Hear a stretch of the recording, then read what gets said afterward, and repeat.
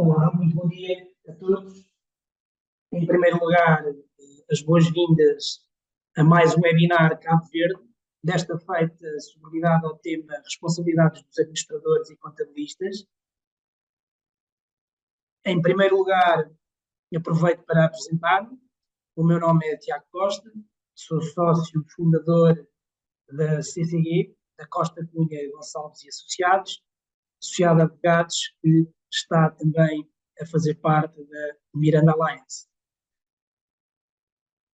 Hoje temos como painelistas os ilustres Pedro Rodrigues e Éder Lisboa, que nos vão fazer uma apresentação sobre o tema das responsabilidades dos administradores e contabilistas. Pedro Rodrigues é um associado sénior da Miranda e Associados. Éder Lisboa é um contabilista certificado da BTOC.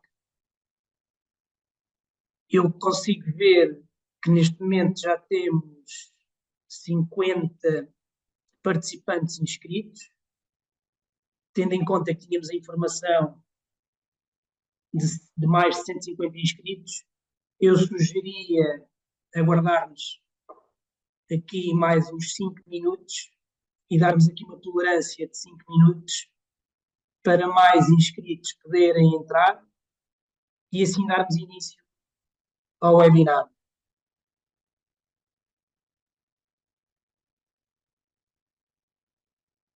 Estamos nos 50.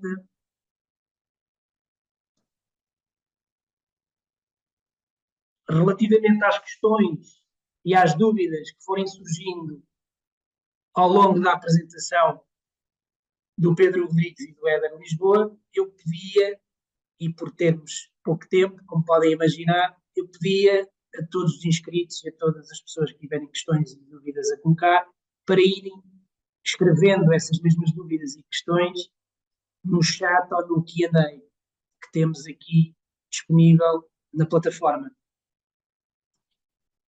Caso não consigam colocar logo essas dúvidas e sugestões no Q&A e no chat, podem enviar um e-mail para os nossos endereços eletrónicos, depois nós trataremos de responder a seu tempo às dúvidas e questões que tiverem relativamente a este tema.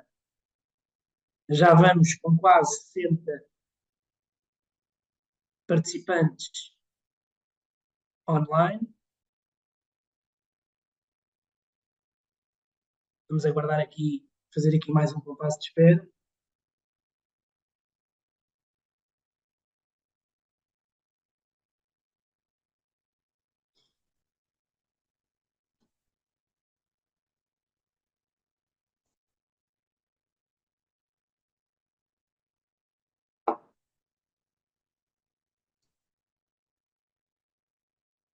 Sessenta e três.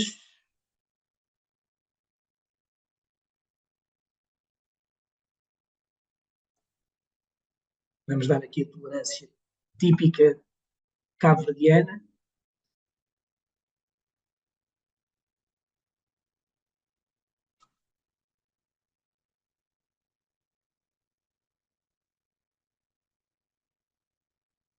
Quase aos 70.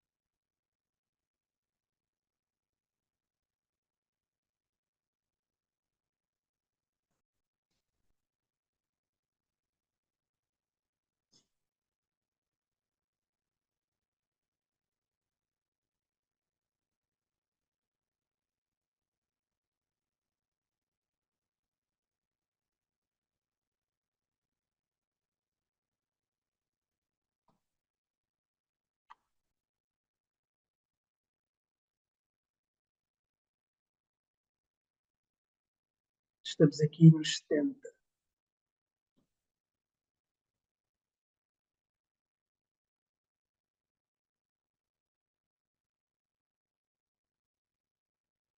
Eu diria para darmos aqui mais 2 minutos no máximo e dávamos início às apresentações, porque também não é agradável para quem já está aqui à espera desde as 9.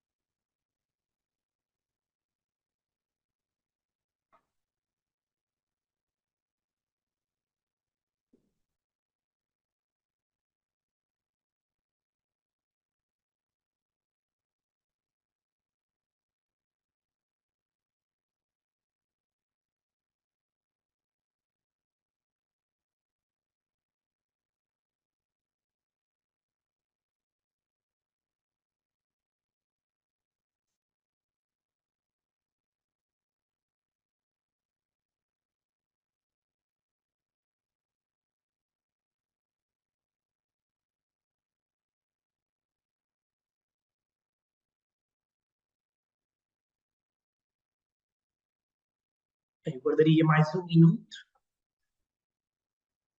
e vamos dar então início à apresentação.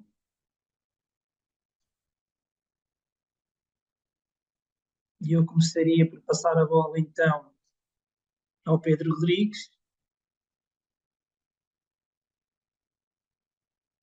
para dar início à apresentação. Obrigado, Tiago. Ora, bom dia a todos. Aproveitar para agradecer aqui também, em primeiro lugar, aqui a introdução do Tiago, sempre bastante eficiente. Aproveitar para cumprimentar aqui também o meu colega da webinar, o Éder Lisboa, e desejar um bom dia a todos e agradecer a todos, em primeiro lugar, também aqui a vossa disponibilidade para assistir aqui ao nosso webinar. Eu irei falar sobre a responsabilidade dos administradores, o meu colega Éder sobre a responsabilidade dos contabilistas. O meu e-mail estará disponível no final da minha apresentação, pelo que quaisquer dúvidas que tenham, sintam-se à vontade para me enviar as mesmas por e-mail e eu tentarei responder o mais rapidamente possível. Ora, o tema da responsabilidade dos administradores é um tema, diria, bastante importante, para não dizer até fundamental, no seio de qualquer tipo societário. O objetivo desta apresentação vai ser elucidar-vos acerca de alguns deveres e de algumas responsabilidades que estão relacionados efetivamente com o exercício da função dos administradores. É importante relembrar que isto, por vezes, as pessoas acabam por se esquecer ou não ter sempre presente que os administradores atuam sempre em nome e representação de uma sociedade e, portanto, o exercício das suas funções acarreta sempre um grau de responsabilidade e de confiança mais exigente que umas funções de outro cariz ou eventualmente até de umas funções de uma relação laboral. Os temas que eu irei abordar, portanto, serão estes. Em primeiro lugar, vou-vos falar um bocadinho sobre os deveres gerais dos membros dos órgãos da administração, em concreto, o dever de diligência e de lealdade. De seguida falaremos sobre questões relacionadas com a gestão e apresentação de contas das sociedades, que, em bom rigor, que é uma responsabilidade também dos administradores. Depois, as situações de responsabilidade pelo incumprimento dos deveres dos administradores e eventuais ações de responsabilização que poderão ser intentadas. Também falarei sobre a responsabilidade dos administradores perante credores, sócios e terceiros. Relembrar que a responsabilidade dos administradores não se limita apenas aos sócios da sociedade. Poderá também haver situações de responsabilidade para com terceiros ou até mesmo com credores. A responsabilidade dos administradores em casos de insolvência das sociedades. Também falarei aqui dois slides acerca deste assunto para também relembrar as pessoas acerca deste tema, que também por vezes tendem-se a esquecer. E por fim, o dever que os administradores têm no exercício das suas funções, de poderem ou não terem de prestar uma caução para que cubra uma situação de irresponsabilidade dos administradores perante a sociedade. Dever de diligência e dever de lealdade. Bem, como eu tinha dito anteriormente, os administradores é confiada uma relação não só de confiança, mas também de gestão e representação da sociedade. Portanto, eles são uma figura central da gestão do património da mesma. Portanto, se analisarem o Código das Sociedades Comerciais, mais concretamente as regras específicas dos administradores, facilmente poderão confirmar que eles dispõem de uma livre e uma margem de autonomia e independência bastante significativa na sua situação, na sua atuação, e que efetivamente podem causar prejuízos à sociedade, aos sócios, aos credores, ou eventualmente até a terceiros, em virtude desta autonomia e desta margem de independência que eles têm. Portanto, como é lógico, no exercício de qualquer função de gestão, os administradores, acima de tudo, têm deveres de diligência e de lealdade que são inerentes às suas funções. Para quem não tiver conhecimento, ou se tiverem convosco o Código das Sociedades Comerciais, convido-vos a verem o artigo 77, que basicamente estabelece, entre outras coisas, que os órgãos de administração devem observar os deveres de diligência, atuando como um gestor criterioso e ordenado. Este dever compreende designadamente o dever de obter a necessária competência técnica e suficiente conhecimento das atividades da sociedade, e o dever de atuar em termos informados, livres, de interesse pessoal e segundo critérios de racionalidade empresarial. Ora, o que é que isto significa? Significa que, em primeiro lugar, a responsabilidade do administrador não é avaliada pelo resultado. O que será avaliado pelo resultado será eventualmente a questão depois financeira. Isto não tem nada a ver com este tema que estamos a falar hoje, mas sim pela realização da conduta em si mesma, na informação e nos conhecimentos que o administrador possui para realizar determinada conduta ou determinada atuação, e principalmente nos motivos e nas razões que levaram o administrador a tomar determinado comportamento ou determinada decisão, que efetivamente é uma decisão de um gestor criterioso e ordenado. Portanto, é importante perceber que em cada decisão que o administrador tome ou a cada conduta que ele adote, que efetivamente que informações é que ele dispunha, que grau de conhecimento é que o mesmo também dispunha, não só grau de conhecimento técnico, mas também conhecimento da situação em concreta que teve de tomar a decisão, para perceber efetivamente se ele tomou uma decisão que, numa situação normal, pode parte da família, como se costuma dizer no mundo jurídico, que faria sentido essa decisão ter sido tomada. Portanto, este dever de diligência, como é lógico, está relacionado com um dever de cuidado e com os pressupostos de ilicitude e de culpa dos administradores quando formos a ferir a responsabilidade dos mesmos. Portanto, mais uma vez, é preciso perceber se ele atuou de uma forma diligente, de uma forma competente, de uma forma coerente e principalmente de uma forma racional respeitando estes deveres de cuidado, para perceber se a sua conduta, se vier a originar um dano à sociedade, se foi por falta de diligência do mesmo ou se foi, pois, por um motivo económico ou de mercado, portanto, uma coisa completamente alheia à sua conduta e que nada teve a ver com a conduta do administrador e, portanto, às vezes uma decisão de negócio pode correr mal, mas é perceber se essa decisão efetivamente poderia ter sido evitada ou não pelo administrador. Para além do dever de diligência, importa também salientar aqui o dever de lealdade, também previsto no artigo que eu vos tinha referido. Lealdade esta que significa atuar sempre no interesse da sociedade, portanto, sempre de acordo com o interesse dos sócios e dos trabalhadores da sociedade, portanto, sempre tendo em consideração estes princípios. É importante, e isto também encontra-se estabelecido no artigo que eu vos indiquei, que cabe aos administradores informar a sociedade sobre qualquer função que exerçam noutras instituições, bem como de eventuais situações que possam criar situações de conflito com os interesses da sociedade. Portanto, acho que esta parte é autoexplicativa, portanto, por deveres óbvios de lealdade, um administrador, no exercício das suas funções, tem de zelar, em primeiro lugar, pelos interesses da sociedade que está a representar e não pelos interesses de terceiros ou do que seja.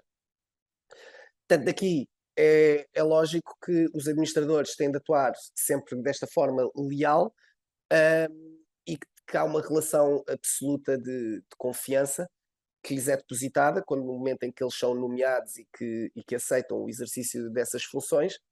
Portanto, sempre no exercício das mesmas, em virtude deste grau de confiança, e estou a reforçar esta palavra porque é muito importante, porque as funções de administrador são funções de particular confiança e em virtude da autonomia que eles possuem e da responsabilidade que têm. Portanto, é importante que haja esta lealdade e esta honestidade dos administradores para com a sociedade. Dever de relatar a gestão e apresentar as contas das sociedades. Portanto, este é um dos deveres dos administradores. Diria um dever com bastante relevância. Não quero dizer o mais importante, mas provavelmente, seguramente, dos mais importantes. E está relacionado com a elaboração dos documentos de prestação de contas e de apresentação aos sócios. Portanto, sempre que uma sociedade conclui um exercício económico, que regra geral coincide com o ano civil, os membros dos órgãos de administração têm a obrigação de elaborar as contas da sociedade e apresentar as contas aos sócios, que no final do dia são quem aprovam. Portanto, os documentos que o Conselho de Administração terá de preparar será o relatório de gestão, as contas do exercício e outros documentos que sejam necessários para a prestação de contas e que se encontram previstos na lei. Eu já entrarei aqui um bocadinho em maior detalhe. Estes documentos têm de ser assinados por todos os membros dos órgãos de administração e qualquer recusa na assinatura dos mesmos, poderá haver sempre divergências de opiniões entre administradores, essa recusa tem de ser justificada no documento do relatório de gestão e tem de ser explicado em Assembleia Geral, regra geral, que é o órgão competente para a aprovação das contas da sociedade, o porquê desta recusa. Estes documentos, regra geral, têm de ser apresentados nos primeiros 3 meses a partir da data do encerramento de cada exercício anual, portanto, assumindo que o ano económico coincide com o ano civil, portanto, até ao final de março de cada ano. Uma coisa que por vezes é esquecida, mas que está prevista na lei, é que tanto o relatório de gestão como os documentos de prestação de contas que são aprovados devem ser depositados junto da Conservatória do Registro Comercial. Esta obrigação está prevista no artigo 76 do Código das Sociedades Comerciais. Ora, o relatório de gestão. Portanto, o relatório de gestão encontra-se previsto no artigo 72 do Código das Sociedades Comerciais, para quem quiser depois ler com mais atenção. É um documento que basicamente relata a situação da sociedade, portanto, faz um resumo do exercício que findou, e que tem como objetivo explicar aos sócios o desempenho e as razões que motivaram o desempenho da sociedade durante aquele exercício. Portanto, de uma forma assim muito geral, tem de conter, como é lógico, uma exposição sobre a evolução do desempenho e do negócio da sociedade, relatando aspectos financeiros relacionados com a atividade, e deve ter também uma descrição dos principais riscos e incertezas que a sociedade que se depara atualmente e que preveja que se possa vir a deparar no futuro, com vista a poder definir depois o seu business plan, de forma a antecipar esses problemas. Para além desta explicação genérica, também o artigo especifica que deve conter depois, de uma forma mais específica, que deve indicar a evolução da gestão nos diferentes setores em que a sociedade exerceu a sua atividade. Portanto, relembrar que a sociedade poderá não estar limitada apenas a um determinado negócio, pode praticar mais do que um. Analisar as condições de mercado, de investimento, custos, proveitos, atividades de investigação e desenvolvimento.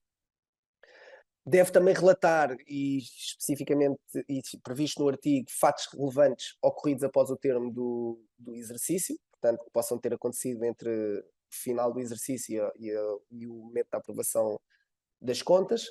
Qual é que será a evolução expectável da sociedade? Será uma situação de crescimento ou não? O número e o valor nominal das ações próprias adquiridas pela sociedade ou alienadas durante o exercício, os motivos desses atos e respectivo preço, bem como o número e o valor nominal de todas as ações próprias detidas no fim do exercício. Este ponto não tanto comum acontecer. Deve indicar igualmente a remuneração dos membros dos órgãos sociais, se assim existir.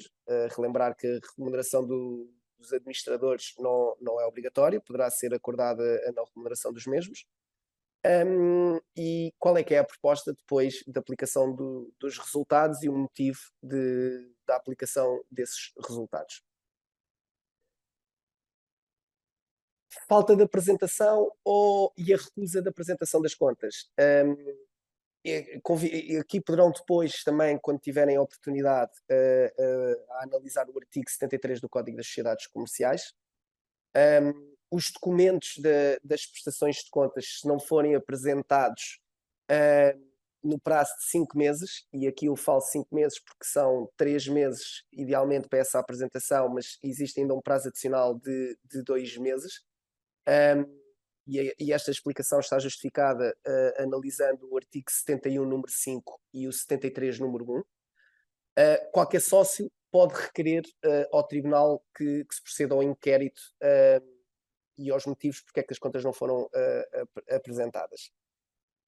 Desta situação pode acontecer uma de duas. Ou o tribunal considera as razões válidas para a falta de apresentação de contas, porque faltam documentos ou informações, o que seja, e fixa um novo prazo para a administração apresentar as mesmas. Se o tribunal não considerar as razões invocadas para a falta de apresentação de contas, ou se as mesmas não forem apresentadas dentro deste prazo, sem qualquer justificação plausível, pode ser nomeado um membro do órgão de administração por parte do tribunal para elaborar estes documentos e submetê-los à aprovação do órgão competente.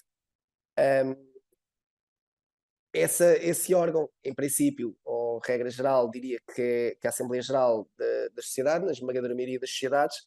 Portanto, um membro que for nomeado pode também convocar essa Assembleia judicialmente. Ora, os documentos, se neste caso, mesmo assim, os documentos das prestações de contas não forem aprovados, pode o membro que foi nomeado judicialmente após elaborar, pode ser ele eventualmente a vir a decidir a aprovação ou não dos mesmos. Quando os documentos não forem votados dentro deste prazo de 5 meses, sem que haja qualquer tipo de culpa dos membros dos órgãos de administração, portanto, relembrar aqui a parte da culpa, pode não ser por motivos imputáveis aos membros dos órgãos de administração, pode ou um membro do órgão de administração ou qualquer outro sócio requerer ao tribunal também a convocação desta Assembleia Geral para este efeito. Se nesta Assembleia Geral convocada judicialmente não forem aprovados ou forem rejeitados por algum motivo, pode qualquer interessado requerer que sejam examinados por um auditor certificado, nomeado pelo tribunal, que poderá depois aprovar ou recusar estas contas.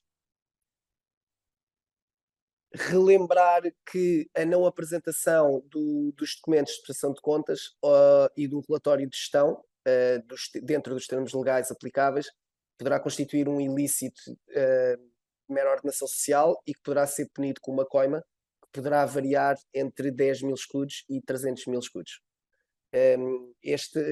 Esta possibilidade desta coima está prevista, quem tiver curiosidade depois se quiser ler o artigo, está prevista no artigo 448 do Código das Sociedades Comerciais. Ora, responsabilidade dos administradores para com a sociedade. Portanto, como já foi referido, é preciso analisar a situação em concreta e o comportamento dos administradores. Caso haja efetivamente uma culpa do comportamento, aí sim poderá haver uma responsabilização dos administradores. O artigo 79, número 1 do Código das Sociedades Comerciais estabelece uma presunção de culpa relativamente à atuação dos administradores, uma vez que dispõe que os membros dos órgãos de administração respondem para com a sociedade pelos danos que lhes forem causados, tanto pelos seus atos como pelas suas omissões. Também relembrar, pode ser normalmente as pessoas associam um dano por causa de um ato, mas também pode acontecer um dano por uma omissão. A situação que podia ter sido praticada por um administrador, como ainda agora estávamos a ver o exemplo da prestação de contas. Portanto, há esta presunção de culpa, portanto, cabe ao administrador provar que atuou basicamente sem culpa nessa atuação ou omissão. Relembrar ainda que esta responsabilidade é solidária, portanto, os administradores podem ser todos chamados a responder, apesar de haver efetivamente só culpa de um administrador. Depois poderá haver aqui depois situações de direitos de regresso, que é outro tema, mas relembrar que esta responsabilidade é solidária entre os administradores. No entanto, os administradores poderão não ser responsabilizados se não tiverem participado na deliberação em casa, quando essa participação efetivamente não era exigível, ou quando hajam votado vencido e justificando o porquê de terem votado contra a deliberação. Essa justificação tem de estar prevista e justificada por escrito no livro de atas. Poderá ser também feita uma comunicação escrita ao órgão de fiscalização da sociedade, ou no limite uma declaração juramentada perante o notário e apresentada à sociedade. Os membros dos órgãos de administração, também referi que isto também é importante, estão obrigados a não praticarem, como é óbvio, qualquer tipo que provoque um dano à sociedade. Caso não o façam, conforme já referido, poderão responder solidariamente por este ato ou omissão. Os membros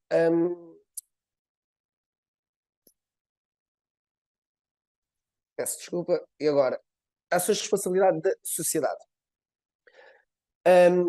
Portanto, conforme eu referi, os administradores podem ser responsabilizados perante a sociedade pelos seus atos ou omissões e, basicamente, que tenham atuado numa situação de culpa, portanto, que tenham provocado também um ato que efetivamente cause um dano no exercício das suas funções. Esta responsabilidade poderá passar ou por uma proposta por parte da própria sociedade ou pelos sócios que tenham uma percentagem mínima do capital social. Portanto, a ação proposta pela sociedade depende de deliberação dos sócios, que deve ser tomada por maioria absoluta e deve ser apresentada deve ser intentada no prazo de 6 meses a contar desta deliberação.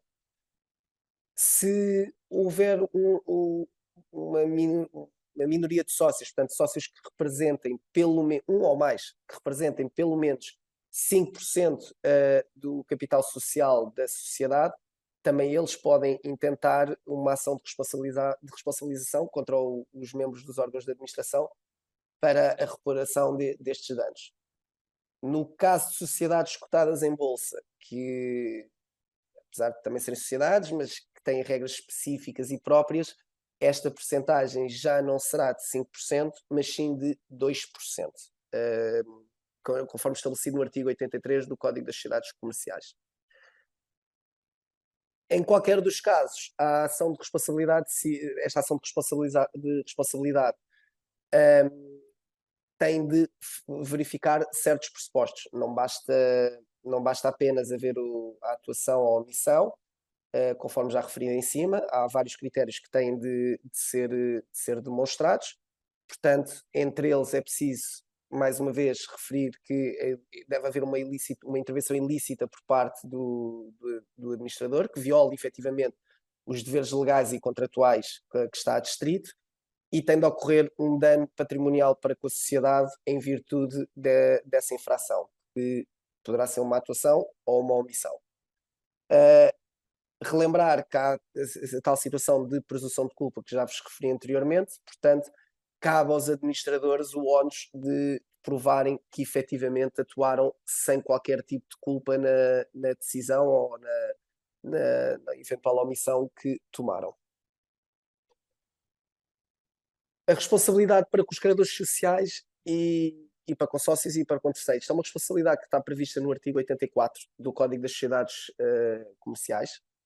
Os administradores, com efeito, são responsáveis para com os credores sociais, e aqui, a título exemplificativo, um credor social poderá ser um fornecedor, qualquer tipo de fornecedor, e serão responsáveis quando o património da sociedade efetivamente é insuficiente para satisfazer os seus créditos. E esta insuficiência tem de ser também em virtude da inobservância culposa de regras tanto legais como contratuais de proteção dos credores. Quando a lei se refere a disposições legais ou contratuais destinadas à proteção destes credores, temos em causa, a título exemplificativo, normas que concretizam princípios fundamentais como o da intangibilidade do capital social, que é uma garantia dos credores, que está previsto no artigo 40 do Código das Sociedades Comerciais, ou eventualmente normas que disciplinam a aquisição e detenção de participações próprias, conforme estabelecido, por exemplo, no artigo 187 ou nos artigos 262 e seguintes também do Código das Sociedades Comerciais. Relembrar ainda que os credores sociais podem subrogar-se no exercício do direito de indemnização, que a sociedade possa eventualmente ser titular e que não tenha exercido, e podem acionar tanto qualquer um dos administradores quando haja um justo receio da diminuição da garantia patrimonial para satisfazer os seus créditos. Relativamente à responsabilidade para com sócios e terceiros, plasmada no artigo 85 do Código de Sociedades Comerciais, a lei efetivamente autonomiza a responsabilidade do órgão de administração por danos que causam diretamente aos sócios e a terceiros no exercício das suas funções. Relembrar, conforme já tinha referido anteriormente, a questão da grande autonomia e da relação de confiança que um administrador, o exercício da função de administrador implica. Esta responsabilidade, tratar-se-á de uma responsabilidade extracontratual, pode dizer respeito a danos provocados, para além de sócios ou com os terceiros, e poderá incluir aqueles ainda que não sejam contrapartes da sociedade, abrindo-se, por exemplo, a porta à responsabilidade por danos ambientais, por exemplo, que é um caso também agora que poderá estar mais em foco face ao panorama mundial que estamos a viver. As normas referentes à responsabilidade dos membros dos órgãos de administração aplicam-se também a outras pessoas que tenham funções de administração e isto está previsto no artigo 86 do Código das Sociedades Comerciais.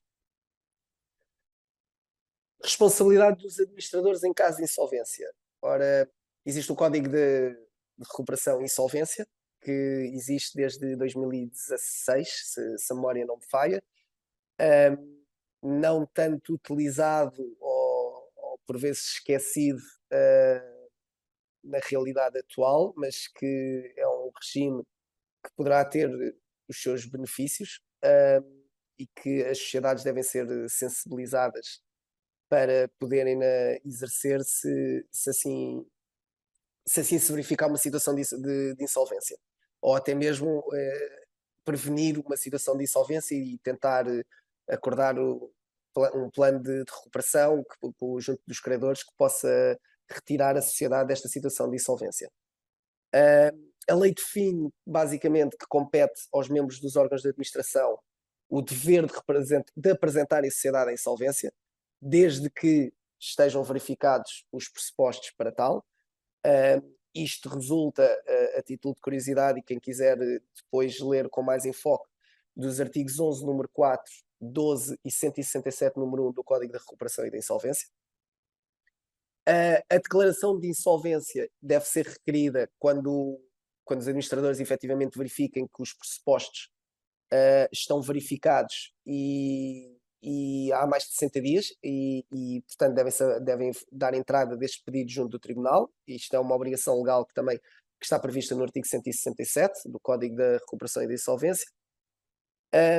Tendo os critérios de insolvência ou constituam fatos indiciadores de insolvência previstos no artigo 6º deste Código, também para quem tiver curiosidade e ter uma noção de quais é que são estas situações. Caso haja uma violação da inobservância deste dever de apresentação à insolvência, poderá constituir uma situação de presunção de existência de insolvência culposa, que está prevista no artigo 324, a linha I do Código de Recuperação e de Insolvência. Esta situação é uma situação bastante grave, que poderá acarretar consequências bastante graves para os administradores da sociedade, nomeadamente poderá, caso o Tribunal verifique que efetivamente houve uma insolvência culposa por falta deste dever de apresentação à insolvência, poderá inibir o exercício profissional do comércio durante certo período, por parte dos administradores, inibição de administrar patrimónios terceiros também por determinado período e, logicamente, a condenação ao pagamento de uma indemnização aos credores pelos créditos não satisfeitos. Estas inibições estão todas previstas no artigo 329. A responsabilidade dos administradores, portanto, para terminar aqui, o dever de prestar caução, como nota final. Isto, como é lógico, a função de administrador é uma função que não só pelo exercício que, regra geral, traz vantagens patrimoniais algo significativas, e a parte da questão também eventual do prestígio do exercício de funções de administrador, que é sempre uma coisa positiva, mas estas responsabilidades poderão ser todas acauteladas pelos administradores através do dever de prestar uma caução. Portanto, o artigo 325 do Código das Sociedades Comerciais dispõe que a responsabilidade dos administradores deve ser caucionada por alguma das formas previstas na lei. Dou aqui alguns exemplos de algumas situações. Não obstante, esta responsabilidade, regra geral, eu diria que a maneira mais comum dela ser prestada esta caução é através da realização de um seguro de responsabilidade. Este seguro de responsabilidade, a regra geral, é feito com uma seguradora. De acordo com o meu conhecimento de ter falado com algumas empresas, existe este seguro em Cabo Verde, portanto os administradores podem contratar estes contratos de seguro junto de uma seguradora. Importa salientar que os custos deste seguro não são suportados pela sociedade, mas sim pelos administradores em si. E, eventualmente, esta caução poderá ser sempre dispensada desde que haja uma deliberação da Assembleia Geral e que te libere basicamente a não obrigação da prestação desta caução ou da realização deste seguro. Atenção que para as sociedades cotadas em bolsa ou sociedades consideradas grandes sociedades, portanto, de uma maior dimensão, esta caução não poderá ser dispensada. O prazo para a prestação desta caução deve ser efetuada 30 dias após a nomeação do administrador, com o montante que seja fixado pela Assembleia Geral, sempre respeitando os mínimos estabelecidos no Código das Sociedades, e deve estar em vigor até ao final do exercício seguinte, ao termo do exercício das funções de administrador, porque logicamente se a responsabilidade se vier a ser apurada fim do exercício das funções, o que poderá ser eventualmente até a maioria dos casos, chega uma nova administração, faz uma auditoria, tenta perceber a situação da sociedade e poderá descobrir alguma situação que efetivamente origina esta responsabilidade, por isso é que esta caução deve somente cessar no final do exercício seguinte e não após o exercício imediato das funções de administrador. Pronto, da minha parte era isto.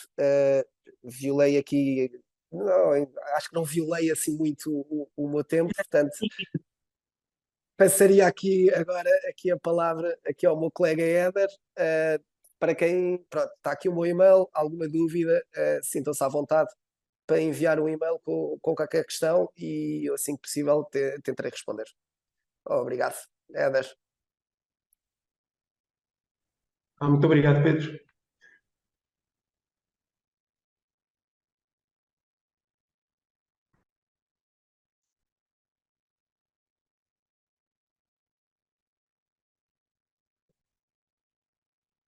Saudações a todos, especial aqui ao colega Pedro, ao Tiago.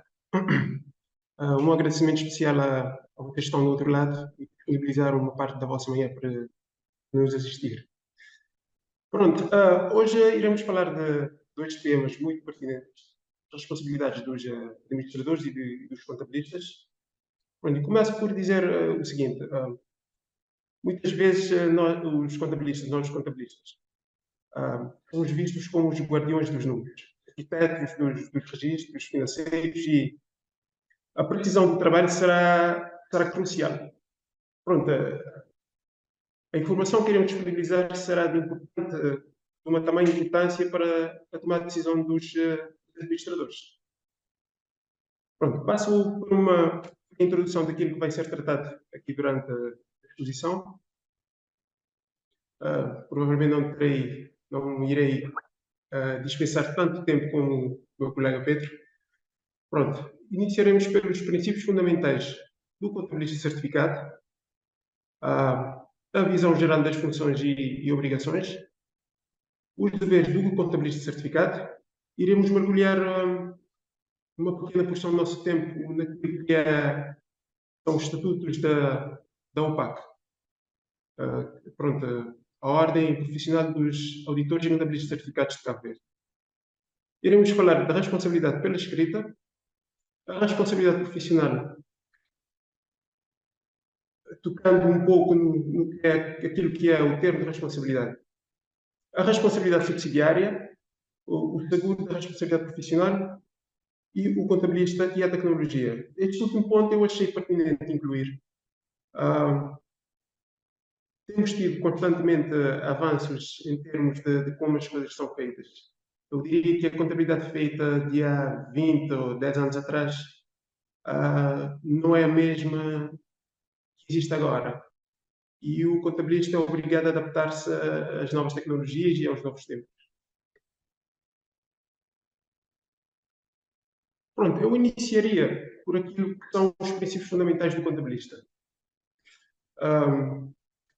Para as classes profissionais como advogados, os médicos, há um código de ética e deontologia da profissão, e os contabilistas também, com a criação da ordem, desenvolveram o seu próprio código de ética e deontologia.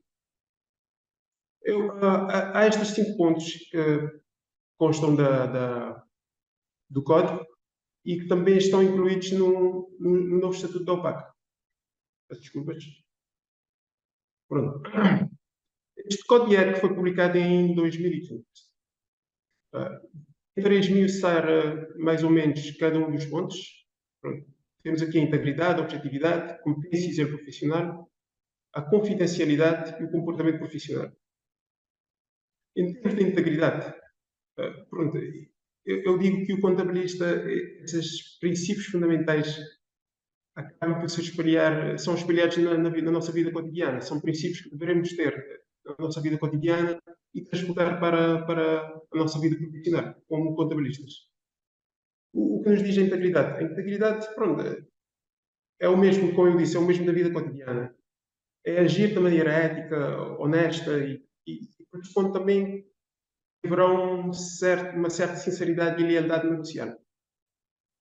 Em termos de objetividade, isto é um ponto muito importante, o ponto da objetividade. Em Cabo Verde somos um meio pequeno em que toda a gente conhece a gente, os contabilistas conhecem quase todos, os gestores, inclusive. Pronto, e este princípio nos diz que não devemos permitir que preconceitos ou conflitos de interesses influenciem de forma indevida o nosso julgamento profissional. Pronto, como eu disse, o nosso mundo cá é pequeno, muitas vezes acabamos por nos conhecer uns aos outros e acabamos por ter preconceitos e juízos de valor antes de colocarmos ali o nosso conceito profissional em primeiro lugar. A competência e zelo profissional. Isto tem a ver com a dedicação profissional nas atividades que o contabilista tem. O contabilista é obrigado a manter um nível de conhecimento adequado que vá de encontro às competências técnicas que ele precisa para executar o trabalho. E sabemos que, como eu disse, o mundo tem estado a evoluir, a contabilidade tem estado a evoluir. O contabilista é obrigado a seguir essa evolução. A confidencialidade. Este também é um ponto que eu primo bastante, sem descredibilizar os outros. Pronto, a confidencialidade tem a ver com respeitar as informações que lidam com o contabilista liga no seu trabalho. Vamos dizer que aquilo que acontece em Vegas fica em Vegas. Essa analogia, aquilo que acontece na empresa fica na empresa. E o dever de sigilo, a confidencialidade, só poderá ser quebrada por meio judicial ou caso a empresa emita um documento escrito que permita que a confidencialidade seja quebrada. O comportamento profissional. Pronto, isto é manter um comportamento profissional adequado a todas as interações relacionadas ao trabalho. Impõe que os contabilistas certificados têm a obrigação de cumprir as leis e regulamentos em vigor e evitar que qualquer ações, ou sejam do seu conhecimento, possam trazer descrédito para a classe. Ponto. Dito isto, passo-vos apresentar aquilo que é uma visão geral das funções do contabilista. Eu diria que pronto, aquilo que é considerado o pai da contabilidade moderna, o Luca Pacioli, no século XV, provavelmente não teria essa visão da contabilidade que temos hoje. Pronto, eu diria que, pronto, a princípio, o principal objetivo seria o de ter os registros financeiros e, no fim, ver pronto, quem tem as obrigações e os direitos. Normalmente, quando perguntam qual é a profissão, as pessoas que pronto, têm uma menor noção do que é o contabilista faz, perguntam-se o que é que tu fazes? Tu respondes, és o contabilista. Mas o que é que o contabilista faz? A princípio, a forma mais fácil de explicar o que é que um contabilista faz é dizer que fazemos os registros das transações das empresas. Mas sabemos que, hoje em dia, atualmente, o papel do contabilista vai muito além de simplesmente estar a fazer registro dos débitos e os créditos. Mas pronto, a principal A função seria o de manter atualizados os registros e a conservação dos documentos. E a partir dos registros, elaborar os relatórios e realizar a análise financeira. Porque já não basta, como eu disse, já não basta o contabilista só estar ali a lançar e fazer o débito e o crédito. A partir dos relatórios, é preciso analisar e entender o que é que o relatório diz, porque o contabilista é que irá transmitir a informação aos administradores ou aos tomadores de decisões. A conformidade fiscal. Isso é um ponto muito importante, porque o contabilista deverá estar em conformidade com as leis locais e as leis nacionais. E dou um exemplo muito claro e muito atual de como é necessário estar atualizado em relação à conformidade fiscal. Temos o Orçamento de Estado, que é aprovado e é apresentado todos os anos. O contabilista deverá ter em atenção a todos os anos de ir ver no Orçamento de Estado o que foi publicado, o que é que passou a estar em conformidade, e dou um exemplo dos benefícios fiscais. Imagine que o contabilista não tenha noção dos benefícios fiscais que vêm publicados no Orçamento de Estado. De uma certa forma, eu não diria lesar, eu diria lesar a empresa caso não aplicasse um benefício fiscal do qual a empresa teria direito ao final do ano. O que iria implicar um pagamento do imposto superior àquele que provavelmente não teria de pagar caso tivesse levado em conta o benefício fiscal.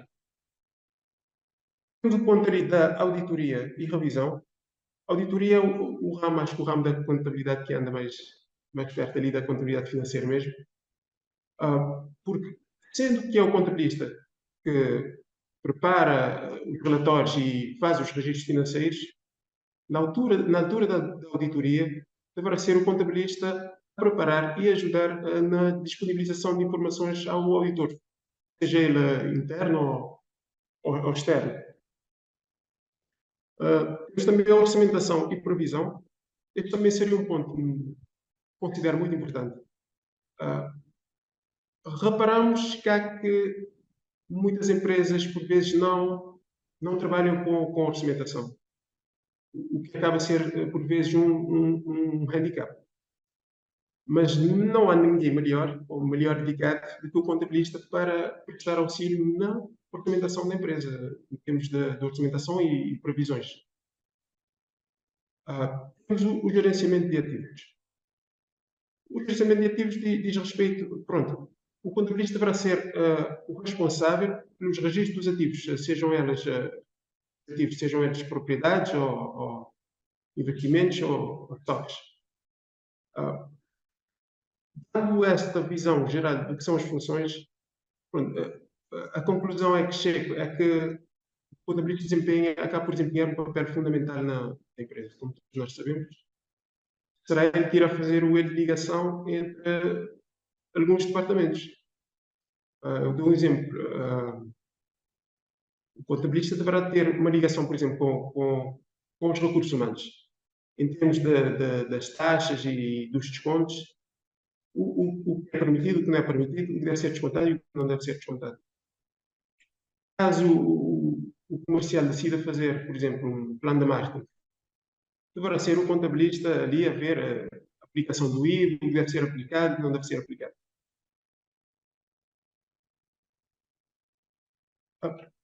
Passando pelos deveres dos contabilistas, de uma forma geral, apresento-vos cá o que consta dos estatutos da OPAC. A OPAC existe desde o ano 2000.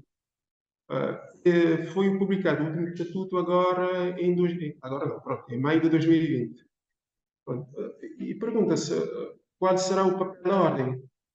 O papel da ordem será o de estabelecer padrões e regulamentos que orientam a prática profissional, garantindo que a qualidade e os serviços prestados sejam os melhores do interesse público. Considera-se que o contabilista certificado, o título de contabilista certificado, consta do artigo 17 do dos estatutos da OPAC. Considera-se um contabilista certificado aquele que se encontra inscrito pela ordem e que por ela foi certificado. Pronto, quem por curiosidade quer ir ver, pronto, encontra-se ali no artigo 117 dos estatutos da OPAC. Pronto, o que é que diz os estatutos da OPAC com relação aos deveres dos contabilistas certificados? Pronto, diz o seguinte: o contabilista certificado deverá cumprir com o conceituado no estatuto da OPAC, ou seja, há um conjunto de artigos e regras de como o contabilista deverá se comportar na sua profissão. Deverá pagar as cotas e taxas fixadas. O contabilista o contabilista certificado é obrigado a pagar uma cota no OPAC, tanto o contabilista certificado como os auditores certificados, bem como as sociedades são de serviço de contabilidade e as sociedades de auditores. Deverão respeitar os princípios e normas da contabilidade e relato financeiro, cuidar do seu desenvolvimento pessoal, porque mesmo o estatuto indica que o contabilista deverá passar por uma série de horas de formação durante o ano seguinte. Para manter atualizado o capital mínimo do seguro de responsabilidade profissional. Este será um ponto que iremos abordar mais à frente, considero de extrema importância. E deverá colaborar com a Ordem e outras entidades públicas visando o controle da qualidade. Em conversas com alguns membros da OPAC, têm manifestado certa preocupação com o facto de existirem neste momento no mercado bastante contabilistas que não estão inscritos na ordem, mas que continuam a efetuar o trabalho e a assinar as contas. E nós, quando nós digo a população em geral, as pessoas das empresas, os gerentes, e todas, de uma forma direta ou indireta, estão incluídas. Isto é uma responsabilidade de todos. Existe uma ordem que está ali para definir o que é correto, o que não é correto e a forma de estar na profissão de contabilista. E uma outra preocupação, neste caso, visando ali o controle de qualidade, seria o de combate à lavagem de capitais. Tem sido também uma das grandes preocupações da OPAC.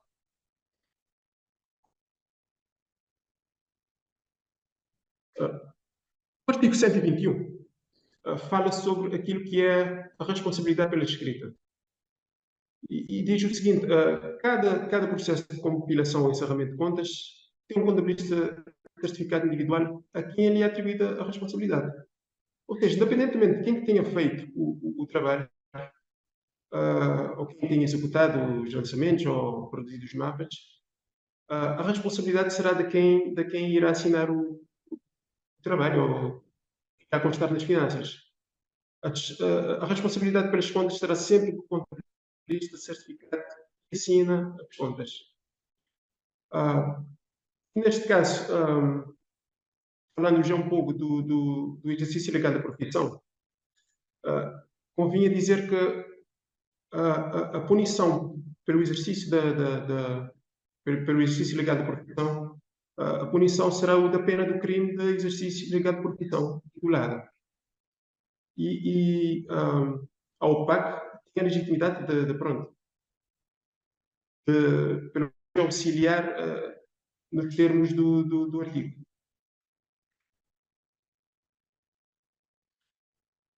Continuando na responsabilidade profissional,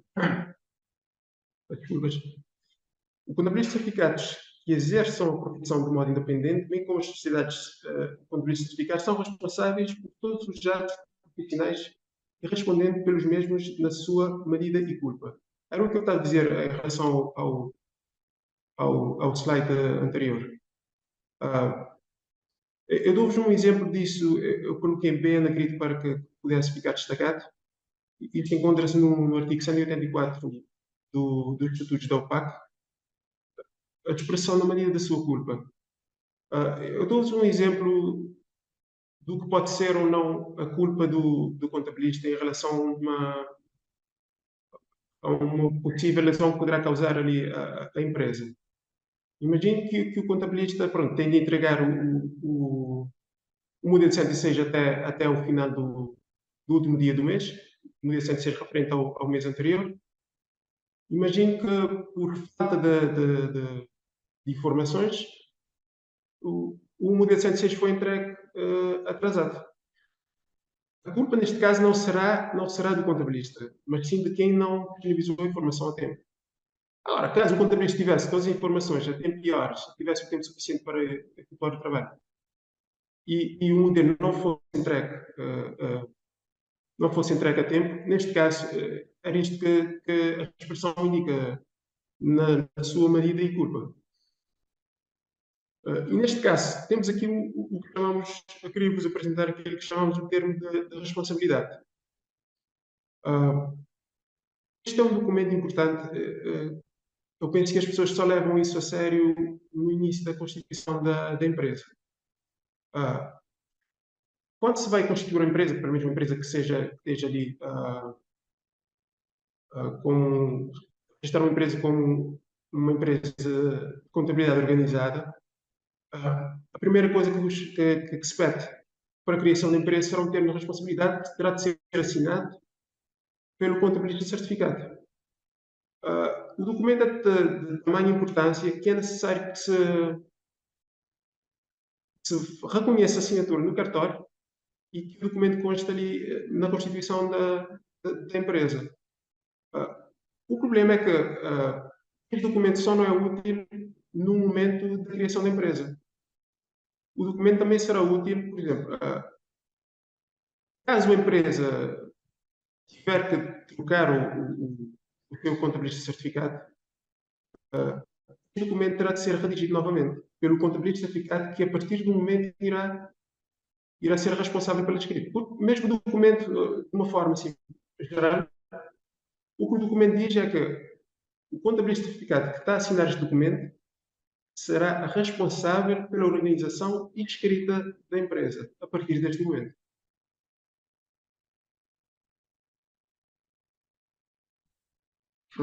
Falando disso, em termos das responsabilidades do contabilista, existe a responsabilidade subsidiária do técnico de contas. Esta parte que eu acabei um bocado por me escolher ali na parte do Pedro, mas com o consentimento deixou que eu falasse. No artigo 22 do Código Geral Tributário, diz o seguinte em relação aos administradores, que os administradores, diretores, gerentes e outras pessoas em posições de liderança em empresas são responsáveis pelas dívidas fiscais da empresa, caso, durante o período que ocupam o cargo, a empresa não tiver meios suficientes para pagar essa dívida devido à sua culpa. Ou seja, por uma má decisão ou por um erro, seja ele voluntário ou não, a empresa incorrer a uma dívida fiscal e caso não tiver condições de arcar com essa dívida, o administrador ou as pessoas da direção que foram os que tomaram a decisão serão os responsáveis por essa dívida. Isso no Código Geral Tributário, no artigo 22, número 1. No número 2, indica a responsabilidade pelo órgão de fiscalização. São praticamente os mesmos dizeres, só que neste caso será pelo órgão de fiscalização. E no número 3, atribui essa responsabilidade subsidiária ao contabilista. Os técnicos de contas também são responsáveis se de forma intencional violarem as suas obrigações de garantir a prestação técnica na contabilidade e nas áreas fiscais, ou se assinarem alguma declaração fiscal ou demonstração financeira e seus anexos. Isto no caso do contabilista incorrer a um erro de forma intencional. E o artigo 108 é o que irá falar sobre o ónus da prova, que deverá ser, a entidade tributária que deverá ser responsável pelo ónus da prova.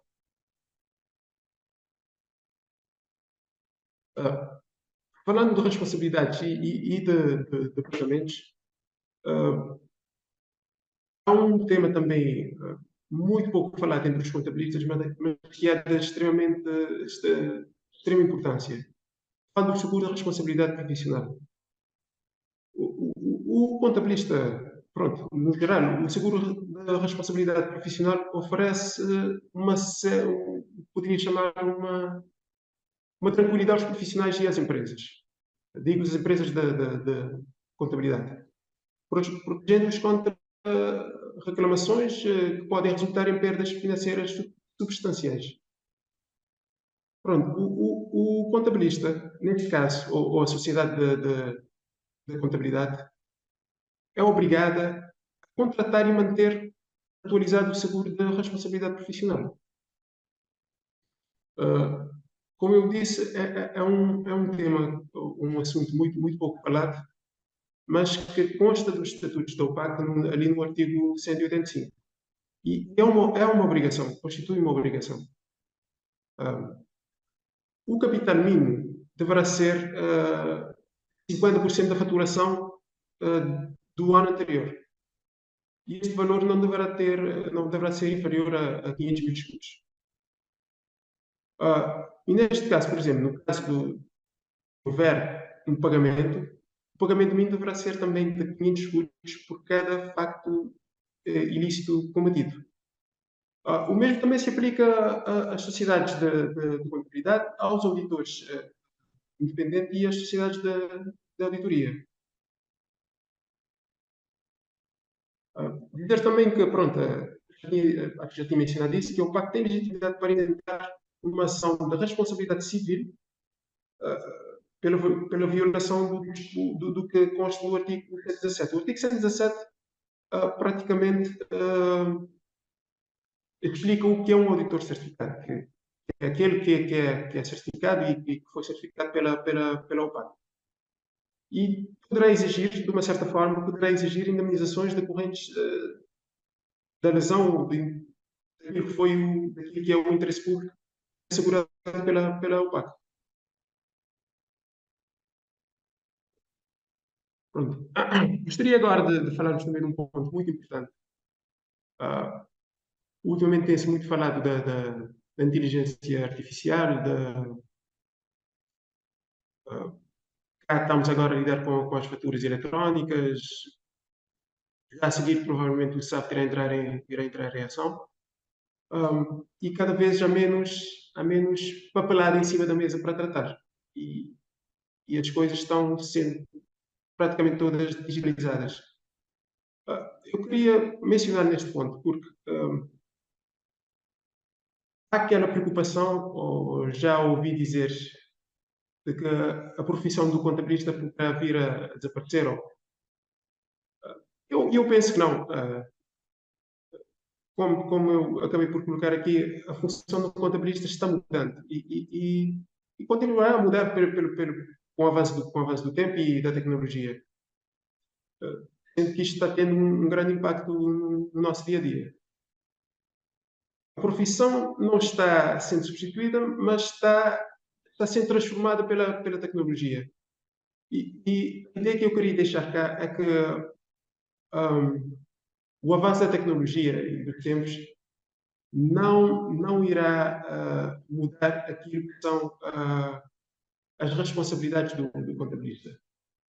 O contabilista continuará a desempenhar as suas funções e a ter as suas responsabilidades. É claro que a função de hoje, as tarefas de hoje, daqui a 10 anos serão diferentes, como são diferentes do que foi há 10 anos atrás.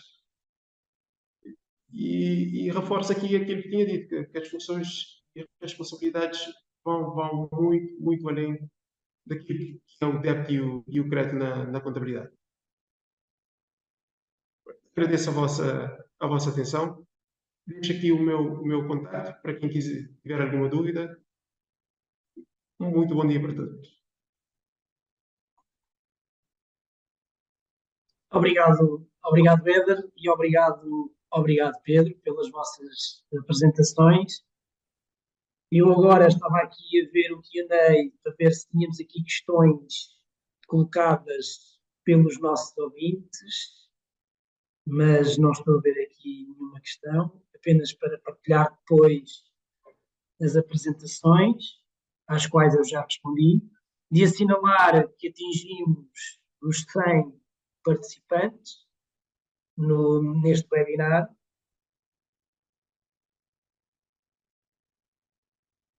O que é claramente de sublinhar. Não tendo questões, eu tenho aqui uma questão, vou colocar aqui uma questão, e a questão é direcionada ao Pedro, que tem a ver com a apresentação que fez, que é a seguinte: qual é que é a consequência para as empresas caso não depositem as contas na Conservatória do Registro Comercial? Quais são as consequências? Qual é a consequência que poderá daí advir? Pedro. Obrigado, Tiago. Não, aqui uma situação de irregularidade e que poderá depois originar o valor de uma coima.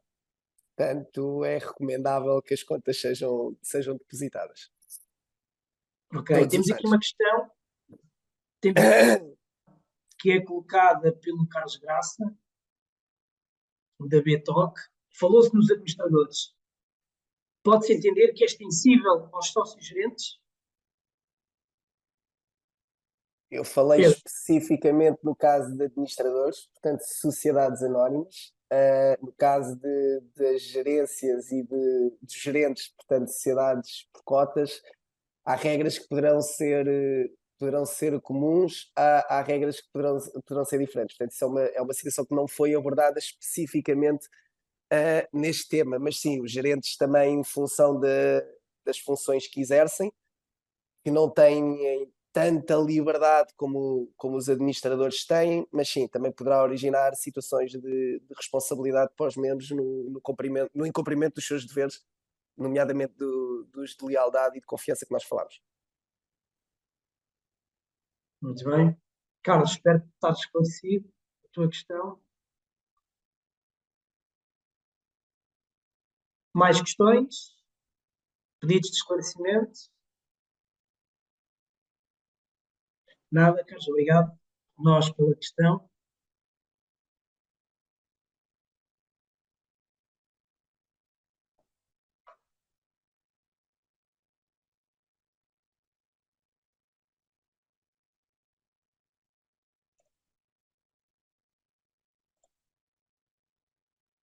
Bem, eu faria aqui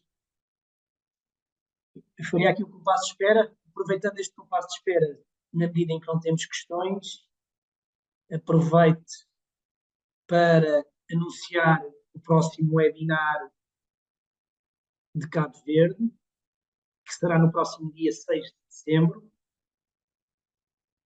subordinado ao tema financiamento de sociedades.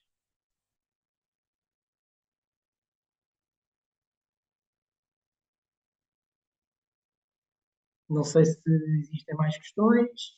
Tal como disse no início da apresentação, caso não se recordem agora de colocar as questões, podem depois enviar um e-mail para o Pedro, para o Éder ou para mim com a questão e nós, assim que possível, trataremos de responder à questão.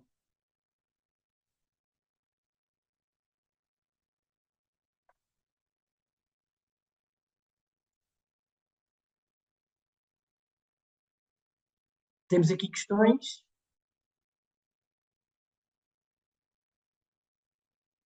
Primeiro, Nádia, podem falar um pouco acerca da responsabilidade dos gerentes em relação às dívidas fiscais?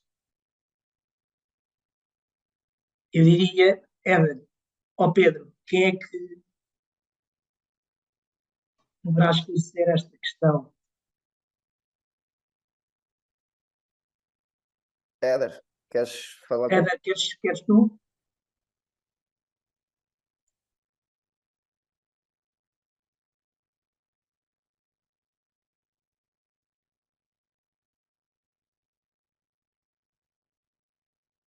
Depois temos aqui outra questão.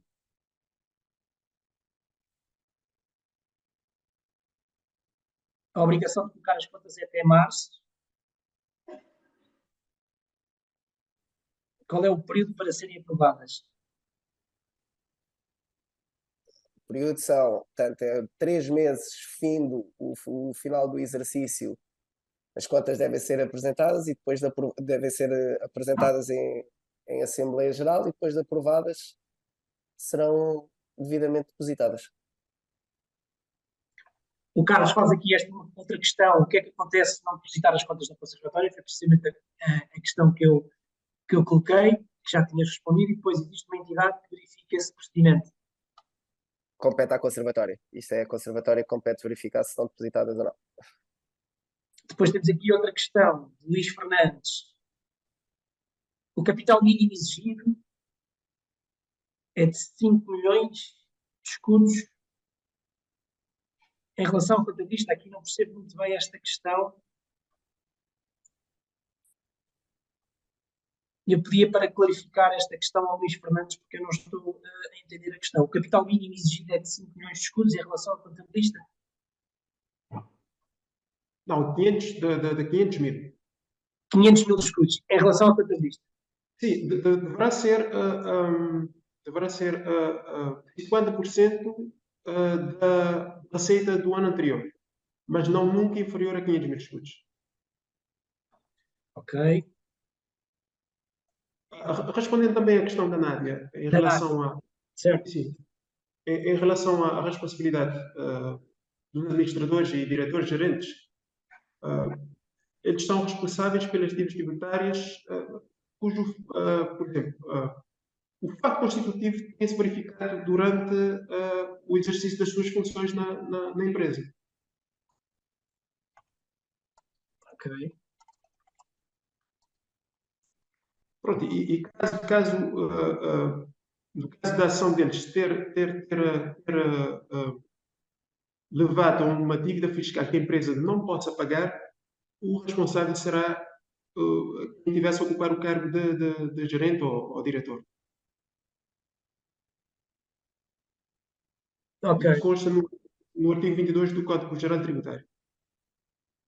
Não, mas como eu já tinha dito também, há responsabilidade para todos. Há responsabilidade, o Código, pronto, o artigo prevê a responsabilidade para os gestores e diretores, prevê a responsabilidade para o órgão de fiscalização e prevê a responsabilidade para o técnico de contas. Muito bem. Eu estava aqui a ver se existiam aqui mais questões por parte dos participantes no webinar, mas vejo que não. Aliás, temos aqui mais uma questão. É para o Pedro. Se os sócios administradores, em caso de perda de capital, se não proporem à sociedade a liquidação da sociedade ou a realização de prestações suplementares, quais é que são as responsabilidades dos sócios administradores? Eu vou repetir a questão. Se os sócios administradores, administradores, em caso de perda de capital, se não proporem à sociedade a liquidação da sociedade ou a realização de prestações suplementares, quais são as responsabilidades dos sócios administradores? Eu presumo que aqui a questão esteja relacionada com a eventual potencial situação de insolvência da sociedade e depois a apresentação da mesma. Isso depois terá de ser aferido em sede da própria ação, se há efetivamente uma culpa por parte de quem deveria ter realizado esse aumento ou proposto esse aumento e não o fez.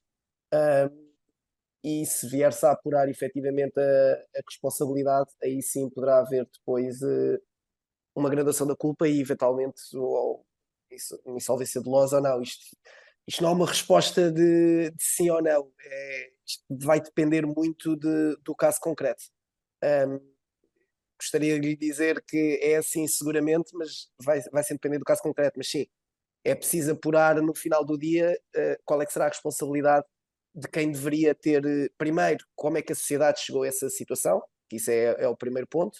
Segundo, se efetivamente foi proposta esse aumento ou essa realização dessas prestações e não o foi feito, e porquê, e só depois aferir, depois em base eventualmente da não apresentação ou apresentação a insolvência, se poderá depois haver, caso se verifique uma insolvência, se é dolosa ou não, e qual é que depois poderá ser graduada a responsabilidade dos administradores em si. Ok, obrigado, Pedro. Espero que a Cíntia tenha ficado elucidada relativamente à resposta.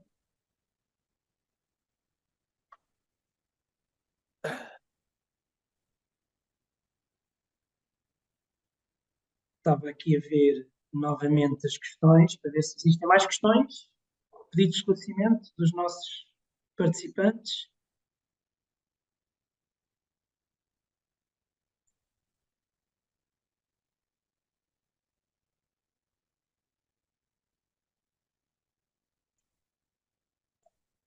Temos aqui uma pergunta para o Éder. Se o contabilista não entregar as contas de uma empresa e existirem coimas, como é que poderá ser imputada a responsabilidade ao contabilista? Pois, Éder, sim, devo dizer, pronto, não a título ok, mais uma título de uma crítica construtiva. Pronto, a pessoa lesada poderá fazer a sua queixa na OPAC. E a OPAC terá legitimidade de tomar as medidas que achar necessária. No caso de coimas e há mesmo também a parte da responsabilidade civil. E o problema que acontece é que não temos tido tanta aquela intervenção da OPAC, aquela intervenção que deveria estar a ter no caso de prevenir certas situações e punir a quem não cumpre com a lei.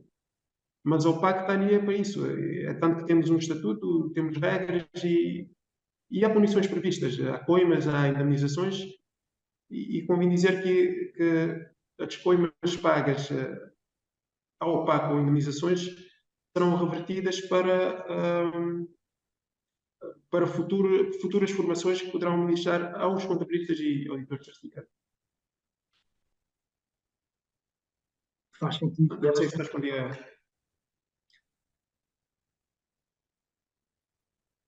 Obrigado, Éder. Estava aqui a ver se tínhamos mais questões dos nossos participantes. Espero que a Nelly ainda tenha ficado elucidada relativamente à resposta do Éder sobre esta questão da responsabilidade imputada ao contabilista.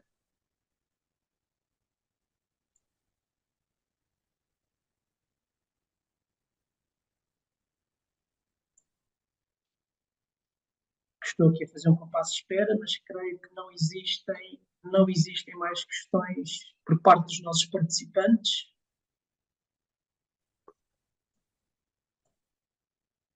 A Nádia Cardoso da Betoc tem aqui outra questão.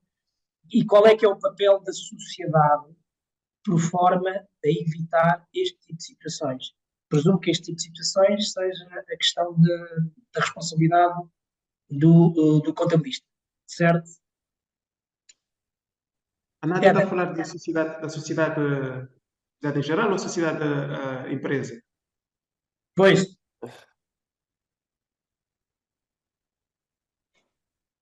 sim, empresa. A empresa, ok. Pronto. Normalmente, como eu tinha dito, no caso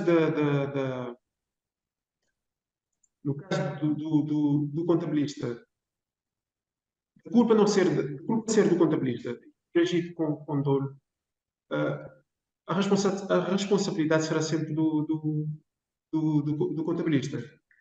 Haverá, normalmente, mesmo quando o contabilista trabalha por forma independente, de certa forma deverá haver um contrato assinado em que estas questões deverão ser tratadas em alguma cláusula no contrato.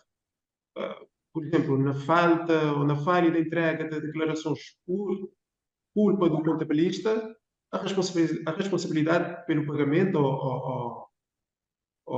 sim, a responsabilidade pelo pagamento deverá ser do contabilista e não da empresa. Acho que a melhor forma de salvaguardar isto será por forma de um contrato. Ok. Obrigado, Vera. Nádia, não sei se ficou clarificada a dúvida. Mas também, Tiago, há também esta forma. Eu volto a falar daquilo volto a falar aquilo do débito e do crédito. Realmente, nesta fase, o contabilista não deverá só fazer aquele papel de contabilidade. Deverá haver um seguimento completo por parte da empresa ao contabilista. O contabilista também deverá fazer o esforço de manter sempre o cliente informado. A empresa não deverá aquela deixar tudo na mão do contabilista. Fazer o trabalho de cima, estar sempre informado como é que as coisas estão a ocorrer, porque acontece sempre que vem aquelas surpresas ao final do ano ou ao mês de maio, que não foi entregue, há um modelo que não foi entregue, vamos incorrer a uma multa e por vezes já se sabe daquilo, já o tempo já lá vai e já se fez tarde. Por isso, o acompanhamento também por parte do gerente é fundamental. Desempenhar um papel ativo. Exatamente. Muito bem, obrigado, Vera. Não sei se há mais alguma questão, alguma dúvida, pedido de esclarecimento.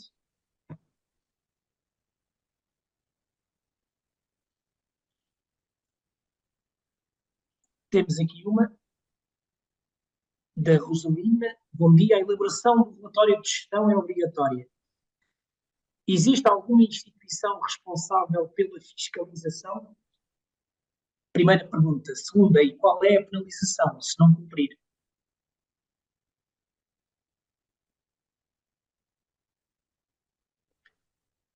A elaboração do relatório de gestão, vou repetir a pergunta, é obrigatória. Existe alguma instituição responsável pela fiscalização? E qual é que é a penalização se não cumprir? Pedro ou Éder? Se calhar Pedro. Sim, há um conselho de. Regra geral, é sempre um auditor, o Conselho Fiscal, que é um auditor para certificar as contas e para fiscalizar as mesmas. Portanto, esse diria que é o órgão que se está a referir.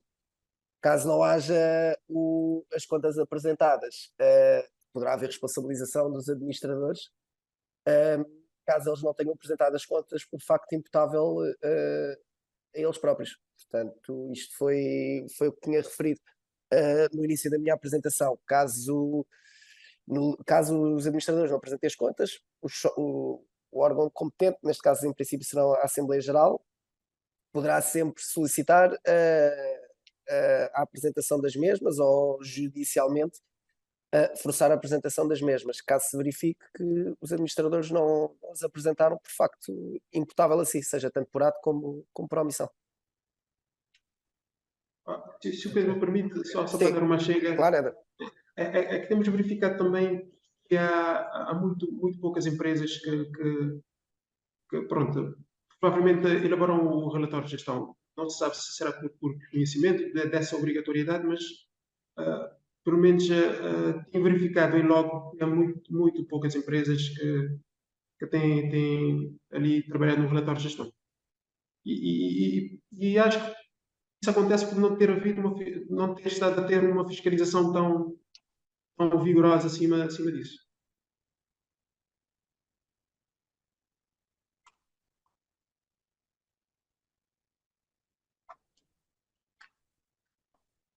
Meus caros, estamos em cima do tempo. Eu estou só aqui a ver se temos mais alguma questão. Não sei se a Rosalina ficou esclarecida com a resposta. Temos aqui mais uma pergunta e esta vai ter que ser mesmo a última porque estamos em cima do tempo. De modo geral, quem é que fiscaliza as obrigações que estão previstas no Código Comercial?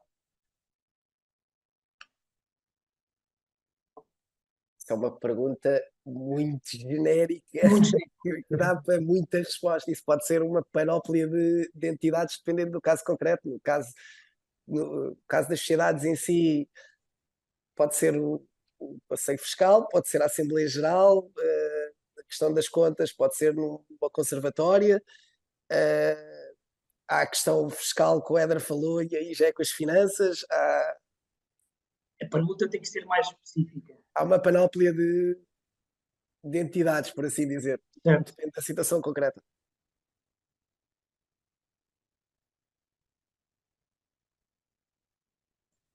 Bom, estamos mesmo em cima do tempo. Aliás, estamos a esgotar o tempo. Eu vou aproveitar então para novamente agradecer ao Herder e ao Pedro, à Betoque e à Miranda pela realização deste webinar, ao Pedro e ao Herder pela apresentação, penso que foram elucidativas e clarificadoras e úteis para todos os participantes. E, claro, aos mais de 100 participantes neste webinar, que é de assinalar, por terem participado e por terem contribuído para a boa realização do webinar. Que se tiverem dúvidas ou questões, podem, por favor, enviar para os respectivos endereços eletrónicos do Pedro, Eder e o meu. Sendo assim, desejo um bom dia a todos e obrigado a todos. Obrigado e um bom dia a todos também. Obrigado. Bom dia. Obrigado.